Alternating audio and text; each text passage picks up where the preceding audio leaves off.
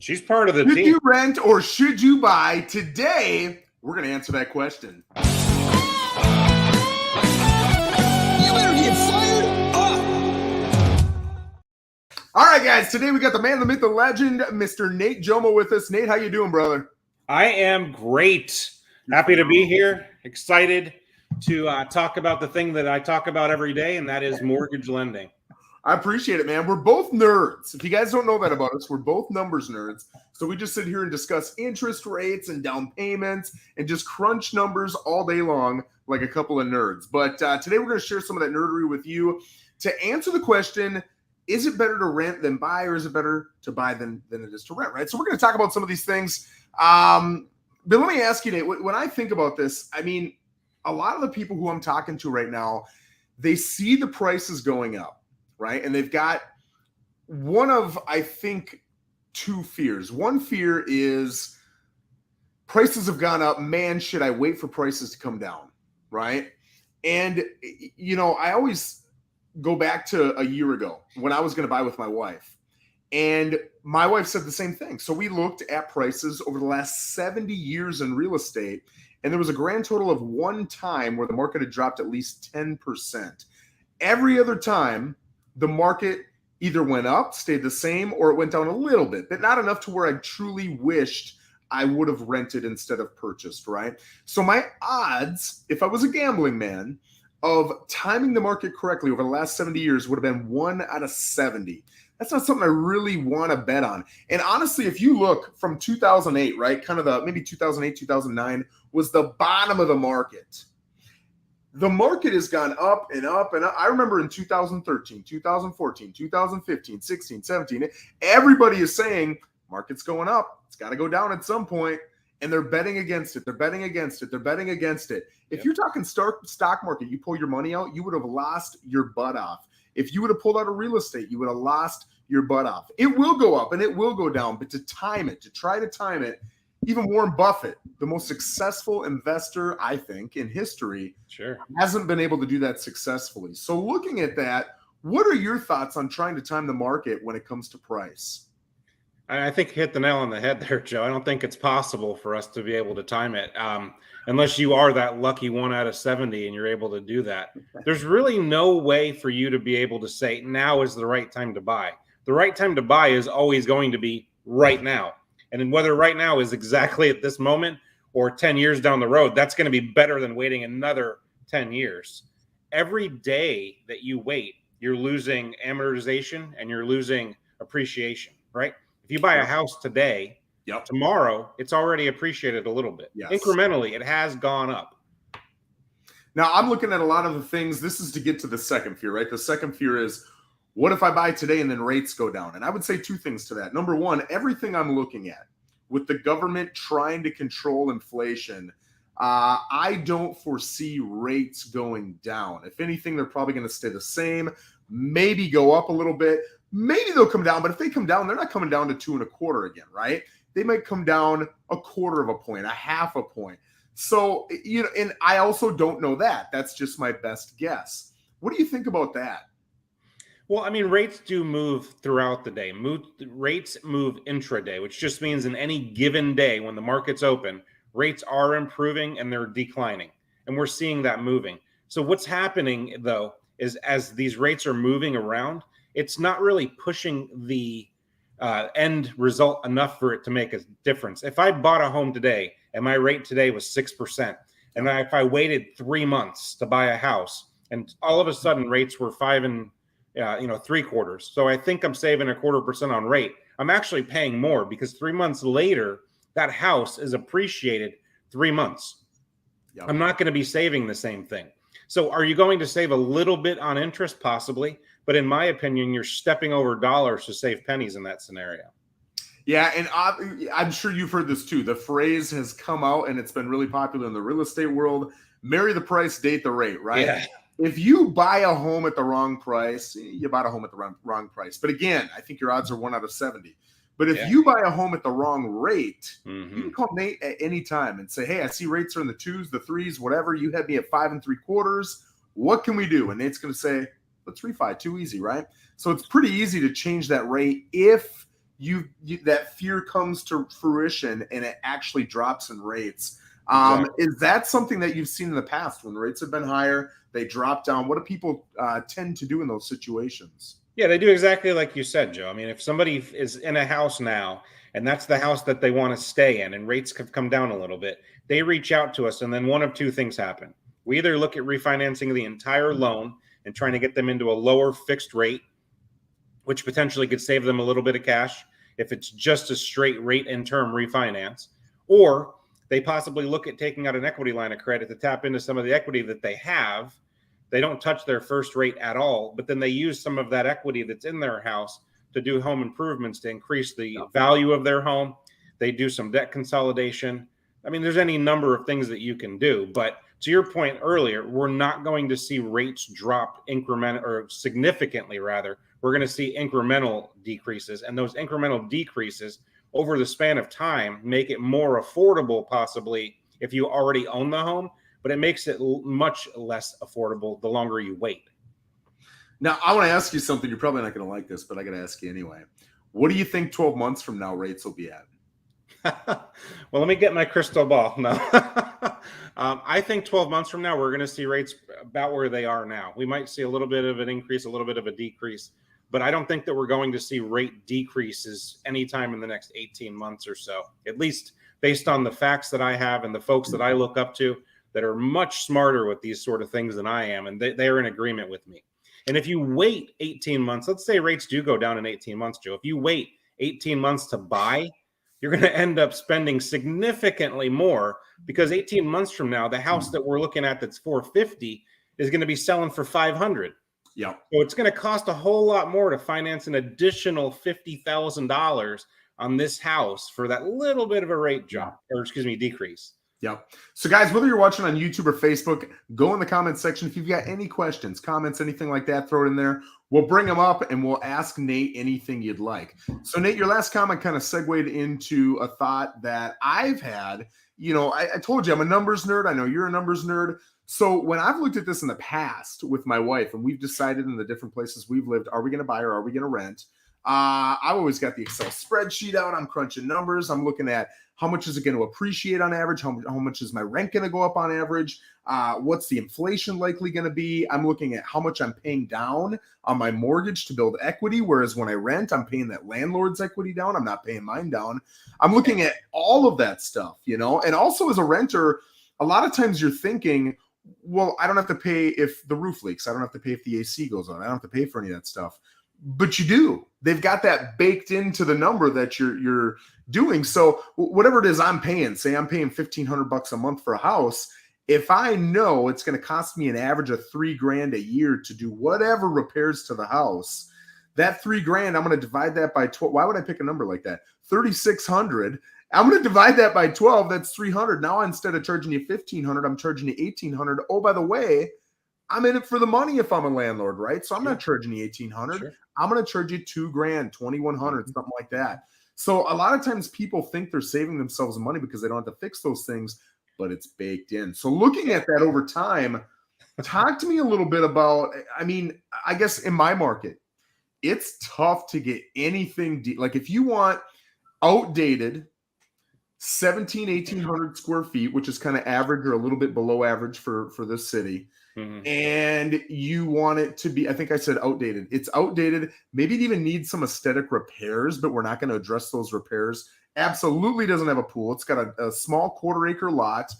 You're looking at probably about $350,000 for that home. If you're looking at that as a rental, you're probably looking at about $2,400 to $2,600. We'll say $2,500 to rent it, right? So it's really easy to look at this year.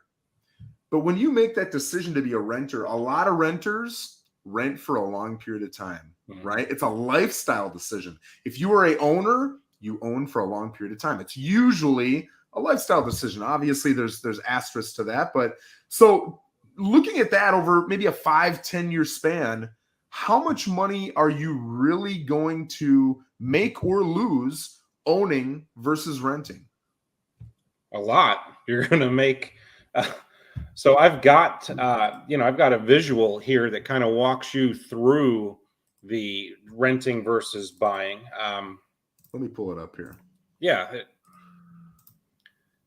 This? Yes, that's the same one. So in that scenario, we looked at one of the listings that you have, which I believe is under contract now for $450. Yep. So if we were going to rent out that property, I would say that we could rent it for probably about $3,000. If we're going to buy that property, our mortgage payment on that up front might be a tick higher. It looks like it's going to be about $3,300. But over the course of renting that for 10 years, your new rent payment goes up to almost $4,100, where your mortgage payment is going to stay pretty stagnant. It's not going to follow quite as much. Can you explain that a little bit? Why does the rent payment go up over 10 years? Well, because every year there's an opportunity for the landlord to increase the rent because the home is appreciated more. Okay, so if you're buying it, you're locking it down. You are the owner of that property. But if you're the landlord, and now my house that was worth $450 now is going to be worth $500. Well, other houses that are $500 that are going to rent are going to be renting for more. So I'm going to increase the rent every month. You lock down your interest rate up front though when you buy. So you're not seeing that your mortgage payments following that rent schedule. So I just crunched the math, and this is some rough math, but guys, if you're looking at that $2,500 rent per month, that's roughly the equivalent of a $340,000 purchase, right? So that's that entry level, probably a little dated, maybe a little smaller. You can get 3 bedrooms, you can get 2 bathrooms. You're probably not going to get a pool. This one at $450 had a pool, and it had a metal roof. It was a great home, but that's why we sold it, right? And you're looking at about $2,500. All these numbers are going to be roughly the same, right? You're not going to make quite as much, but you're still going to make money. Mm-hmm. And this is where you start to see generational wealth, man. I mean, this is where when I can sit down with a client and sell them on owning a property and maintaining it for decades, you're going to start to see this growth and wealth, and it changes your life. It changes your kids' lives. Yeah. So you've got, I'm going to tell you what I'm seeing here, and I want you to correct me if I'm not seeing this correctly, because sure. I did look at this before, but I literally looked for 2 minutes. I want to make sure I'm seeing it so everybody else can see it. Understood. So in the first year of owning, I will have put out $3,302 a month on a $450,000 property. Yep. And renting, it would have been $3,000 a month. So it's close, right? Yeah. Rent over 10 years, because you're increasing it by 3.5% a year, assuming inflation is hopefully not the 9% we're seeing. It's down to the average of 3.5%. Right. And that means on year 10, I'll be paying $4,089. And you can see how that goes up over time, right? The purple. Yeah. But the blue, this is my mortgage payment.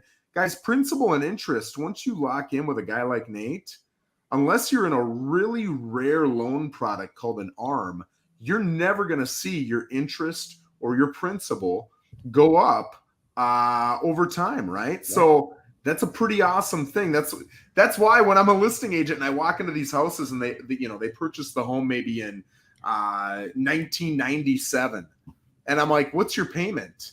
And it's a nice $500,000 home, and they're like, "Oh, our payment's $792." I'm like, $792? How is that possible? It's because they're looking at it the same way you're going to look at this in 20 years. You're going to say a $3,300 payment. Oh my gosh, I'm paying $6,500 now, you know? Yeah. So this is a great graphic. So looking at this,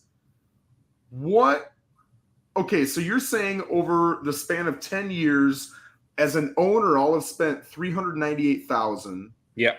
And as a renter, I'll have spent $422,000. Is that correct? That's right. So you're spending $24,000 more. That's this number right here. Yeah, as a renter. Okay. And the unfortunate part about renting is that your interest rate is 100% because it's not your house. Yeah, you're right. So now we go. So that's just one thing, right? That's your monthly payment. But now we're looking at appreciation gains. So this is, the rental.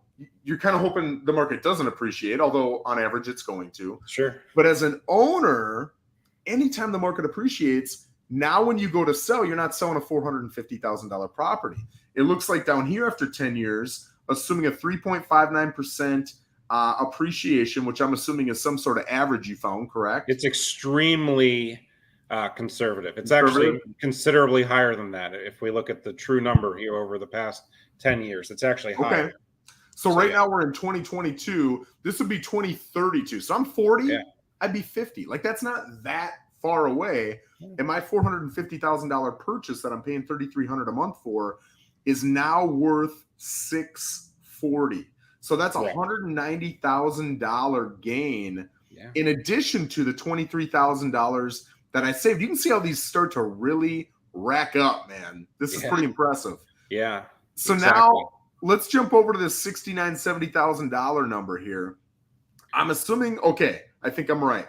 So when you originally purchased your loan amount, $23,000. Okay, so you're assuming what, a 5% down loan? Yeah, this is a 5% down payment at 6%. Gotcha. Okay. So with every payment that you make, you're paying off some principal and some interest. Yep. And so when you buy a house, Joe, you get what's called an amortization table, and it shows you if you're getting a 30-year term, it shows you each of those 360 payments and exactly what the split is between the principal and the interest with each payment that you're making. So what this is illustrating to you is in that 10-year period, you've paid off almost $70,000 of your loan, right? You started the loan with a balance of $427,500. Your new balance is $357,000. Okay. So your home is worth about $640,000. Your balance is about, let's just round it up to $360,000. So that's how much equity you will have had to play with in that 10-year span. This makes perfect sense. I love this, man. This is exactly how I think. Okay, so now right down here under the appreciation gain, you've got the cost to sell. Because if we're going to realize the gain in 10 years and we're going to compare it apples to apples, you don't have any sales costs when you rent. You do when you sell, right? So you're assuming a real estate commission of 6%, which that's a pretty common real estate commission. And you're basing the sale on 642.57, which is that number we got right up here with the 3.59% appreciation. Yep. And that means the cost to sell is going to be $38,415. Am I right? That's correct. Okay, so it's been all good news so far. There's your bad news. We got some selling costs, but now we've got a little bit more good news. We've got a tax benefit, right? So you're talking about the standard deduction of 25.1 and the 22% tax bracket. Benefit above standard deduction after 10 years is 30.32. So we've got a number down here, and it's the net gain by buying a home. And this is over 10 years, and this is with this one example. I assume that this number is the 23,000 plus the 190 plus the 69 plus the 3 minus the cost to sell of 38 brings me to 240. Is that right? Yep, that is exactly what that is. Dude, what an absolute no-brainer to purchase a home and build up $250,000 in 1 decade of your life. Imagine if you did that every decade of your life, right? Can you imagine? And this is why you can see people who own homes, they're not really living that different of a lifestyle than a renter. You're both in very similar homes, assuming your payment is roughly the same. Yeah. And day to day, you don't really feel any difference. Maybe the renter can't have as many dogs or any dogs at all, or maybe they can't paint the inside without asking for permission. But all in all, it's a pretty similar experience day to day. But over time, you're building up massive wealth that'll change your life. Literally, over 40 years, if you just decide to buy instead of rent, you've made your $1 million that a lot of people say they want to retire with. Am I right? That's right. That's right. This is pretty wild, man. This is awesome. This is powerful. I love this. There you go. I love this, man. I could stare at that all day. So that's a really cool graphic. I think I'm probably the only one. I appreciate that. Any other insight on that? Like, tell me a little bit. Some of the things that people are going to say is, great, Joe, I'd have $250,000 in 10 years, but you know what? I don't have the cash. And I think the cash that you need maybe isn't as high as you think it is, number one. And number two, if you're going to go rent like what's the word I'm looking for? Entry-level rental. You're looking at about $2,500 a month. You're going to need first, last deposit, and then you might have some sort of application fee, whatever it is. So at a minimum, you're going to be at $7,500, but you're likely going to be in that $7,700, $7,800 range Right. just to rent. If you own, and let's bring it down to that $2,500 level. I'm saying that's about a 340 house. Let's just say I'm right. Okay. What kind of cash down am I looking at? And talk to me, what if I'm a veteran? And what if I'm going conventional? Sure. So if you're a veteran, you have the privilege of having a zero down loan, meaning there is no down payment. You can literally finance 100% of the agreed upon sales price. If you are looking at a conventional loan, which is, if you will, your vanilla loan, the most common loan type, then your minimum down payment, if you're a first-time home buyer, is going to be 3%, and it's only 5% if you have owned property and lived in it as your primary residence within the past 3 years. Okay, So 5% down is pretty awesome compared to the 20% that our parents had to look at, right? Yep. And I think this video is probably more attractive to people who haven't bought before. I mean, that's what I'm really trying to pitch here. I really want to get everybody out of rentals and into owning a home. And the longer you sit in that home, the more money you're going to accumulate. So 3% down. So, okay, 3%. Now talk to me a little bit about closing costs at that 340 price range. Sure. So your 3% down at 340 is going to be, as much as I love numbers, I want to be precise. Baby. I want to be precise. So 3% of that is going to be only $10,200, Joe. Yep. And then you're looking at closing costs that are probably going to be maybe another $10,000 to $12,000 on top of that.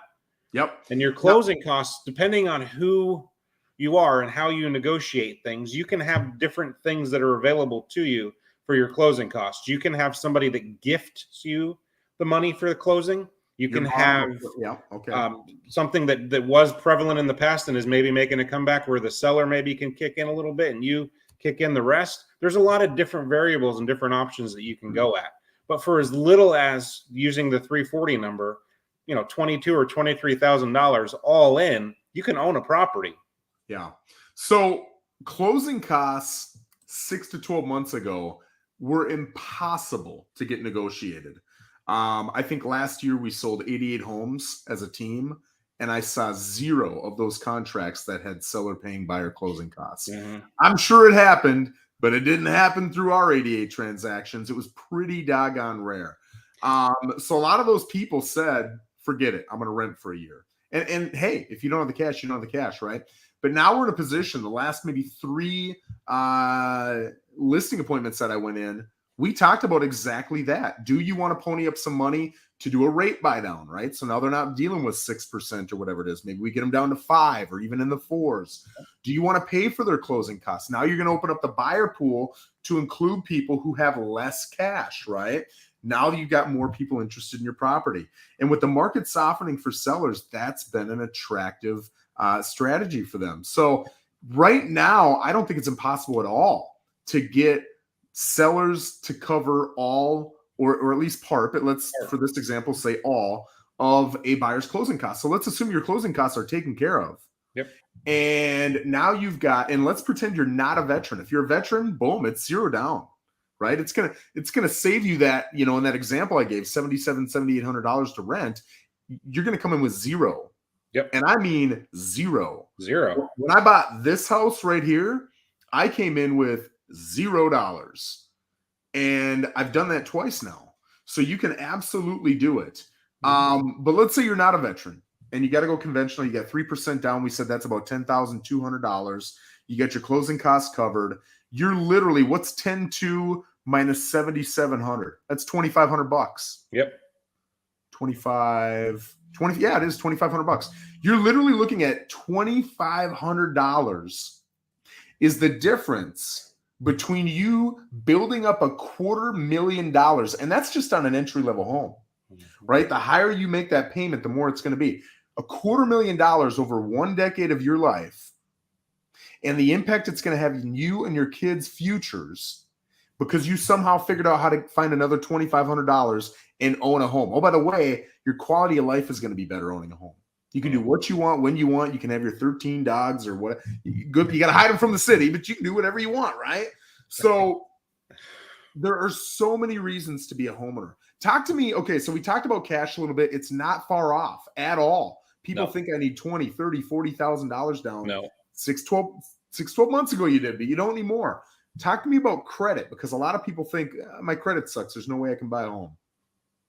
Yeah, so the minimum entry to get in for somebody that doesn't have a ton of cash set aside with an FHA loan, as an example, is going to be about 580. If your score is under 580, it's still a loan that we can do, but you're going to have to put a little bit of money into it. But 3.5% at a 580 is the barrier to entry with an FHA loan. And I'll tell you what, there's a lot of folks that qualify for an FHA loan that aren't aware that they qualify. I talk to people all the time that have been renting for years, and we get on the phone and we have a conversation and I walk them through this and they're like, nobody ever told me that. Yeah. Well, I'm here telling you now, everybody, if you think that you've got at least a 580, let's talk. Now, what percentage of people do you think have a 580 credit score? I would say that 580, you're looking at probably more than 50% of the population has at least a 580. I was going to say 80. Well, I'm being conservative, Joe, but yeah, okay. You're probably right. It's probably closer to 3/4 of the people. Yeah. And if you don't have a 580, usually it's not that challenging if you put 2, 3, 4 months into building that credit up and you talk to someone like Nate on how to do it. It's not that challenging to get it up to a 580. It's a lot tougher to get from a 750 to an 8 than it is to get from a 550 to a 6. For right? sure. Am I right? For sure. And there's a lot of things that we can do, as mortgage brokers to help you. We'll look at your credit with you and we can identify some things that are quick fixes, if you will, to help get your scores up to where they need to be. And as you said, it takes maybe 30 days, 60 days, in some cases 90 days, but you're looking at a very small window where you're not going to see a significant jump. Are you going to pay a little bit more 90 days from now? Yeah, but it's not going to be significant. So it's better that you look into doing this now than wait 90 days and then look into it, because then guess what? You're 6 months out, not 3 months out. So the FICO score has become very popular, right? Every credit card out there, hey, we're going to give your FICO score for free. You'll get it every month. You can track it, blah, blah, blah. In my opinion, and I want to hear what you know this better than I do, the FICO is popular because it's free. Yeah. And the 3 scores that lenders want, which is TransUnion, Equifax, Experian, those you've got to pay for, right? They're not expensive, but you've got to pay for. Am I wrong? Right. Well, you're not wrong, but you're not right. I like it. You sound like my wife. This is perfect. So credit's one of those things I think that it mystifies people. So I'll try to explain it as much as I can. You know what? We're going to do our next one and deep dive into credit, because everybody wants to know about credit, and we're going to do that. But just very quickly, credit is not exactly what it looks like to everybody. When you get your free FICO score from your bank, your credit card, from whoever, what they're looking at there is your consumer credit. And there's actually probably close to 25 different scoring methodologies when it comes to scoring your credit. So your mortgage credit score is never going to be the same as your consumer credit, because the scoring methodology and the weights assigned vary. We look at different things. So when we're looking at your mortgage scores, we do what's called a tri-merge. We run a residential mortgage credit report. So we look at the scores from the Experian, TransUnion, and Equifax. Those 3 scores are your mortgage scores. You can look at your scores with Equifax, Experian, and TransUnion on your own, but those aren't going to be your mortgage scores. No. You can do it. You can pay to get them. Yes, they're not going to be the same. And depending on what you're applying for, so if you're applying for credit cards and you have an inquiry for credit, it's not going to be the same as if you have an inquiry for an auto loan or an inquiry for a mortgage. And when you're going out looking for mortgages, I'm talking mortgage specific, you can have multiple inquiries on your mortgage credit within about a 30-day window, and it counts as a single inquiry. So if you've already talked to your bank and they maybe didn't give you a satisfactory answer, there's no harm inside of that 30-day window of contacting the Nate Jomaa Mortgage Team, where we can help you really understand what's going on and dissect things a little bit more. Nothing wrong with banks, but banks have a lot of things going on. Me and my team, mortgage 24 hours a day, 7 days a week. Yep. So how much impact does it have for you to pull my credit and try to get me approved for a loan? Yeah, so the average hit, if you will, that you're going to see is going to be probably a 0.2 or 3 on average. It's going to vary. Yeah. It's going to vary, but on average, if we took a population of 100 people and we asked them what the impact was, 1, 2, or 3 points. Okay, so here's my question. I'm at 580. You run me, and now I'm at 578. What happens? I'm out of luck. We work hard to gain those 2 points back. There's ways to do it. Yep. There's a lot of things that we can do quickly to gain your 2 points back. Okay, I think that's important because number one, how many people, you've done a lot of loans, how many people have you had that are right at that 580, and by talking to you, it puts them below it? 1 in 70. Let's go back to your. There you go. I love that. Yeah. So it's almost 0% chance that it's going to happen, and if it does, it's an easy fix, right? There's ways around it. So I always tell people. I just had this conversation with a good friend yesterday. And he was asking me what's the minimum credit score I need, how much money do I need, blah, blah, blah. I said, you need to just talk with Nate, right? He'll get you the answers you need. He said, well, I don't want him to pull my credit score if it's going to ding it. And I said kind of what you had just said. And I said, listen, if you're not going to purchase a home in the next 90 days, 120 days, just keep working on your stuff. Forget Nate. But if you're going to put, like, if Nate told you right now, yeah, you can go do it, and the money works and the credit works and everything works, and you would say, great, Joe, let's go look for houses, go talk with Nate, because it's not going to negatively impact you in any way. Yeah, no. So, okay, so the majority of people have the credit score that they need. The cash really isn't that far off at all. And you're going to make, on the example that we gave you, over 10 years, $250,000 more net in your wealth if you own. Yeah. But there are reasons you'd want to rent. I want to talk about those. For sure. I was in the military for 10 years. We moved a lot. And sometimes you knew when you got stationed somewhere, you were going to be there for a year, for 18 months, whatever it was. Yeah. And because of the costs it takes to buy and the costs it takes to sell, those costs didn't make up for the fact that I was only going to be there for a short amount of time. And I did all the math and I was like, this doesn't make any sense. I better just rent. So if you're going to be in a place, and I ran the numbers a million different ways, but that break-even point of, okay, now it makes sense to buy, no matter how you ran the variables, it was always 2.5 to 3.5 years. That's exactly what I was going to say. Yeah. So if you're going to be somewhere for 2.5 years or less, I'd always rent. Yeah. If you're going to be somewhere for 3.5 years or more, I'd always buy. And if you're somewhere in the middle, roll a dice. I mean, it is what it is, right? Just guess. But I think that's important for people to know. And I got it. I'm a salesman. Nate, you're a salesman too. We're both commissioned. We'd love for you to purchase a home and use us. That's phenomenal. But at the end of the day, I see you guys at the Publix grocery store. I see you guys at the events we go to. I see at the DDS for Vets Gala we're going to throw at October 8th. I see at all these great things. And it pains me to see good people, good friends, financially struggling. And I think their belief, when you get down to it, is, the difference between buying and renting is so vast, I just can't do it. And when prices go up, I'm going to rent. Rental prices are high too. It's exactly this. You run into the same problems, right? So I really want to say thank you for taking the time to come on and share all this with us. I really appreciate you making that graphic for our visual learners. I just think it's such an important topic, and it has the ability to really, truly be one of the most impactfully changing things in someone's life, quality of life. So I know it sounds like I'm going overboard here, but I've seen people do it, and I've seen the smiles on a 32-year-old couple's face when I tell them they're going to go to closing and get a 6-figure check.